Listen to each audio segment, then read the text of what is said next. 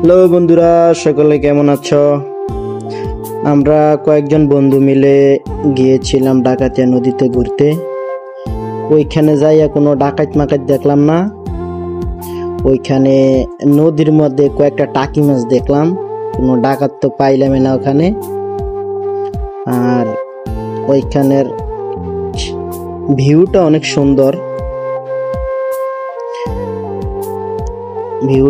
সুন্দর, কখনো যাওয়া হয় নাই। তো আমরা কয়েকজন মিলে গিয়েছিলাম দেখার জন্য,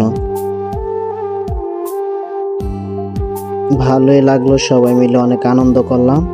তো যারা যারা আমার চ্যানেলে নতুন, সবাই চ্যানেলটা সাবস্ক্রাইব করবেন। ধন্যবাদ সবাইকে।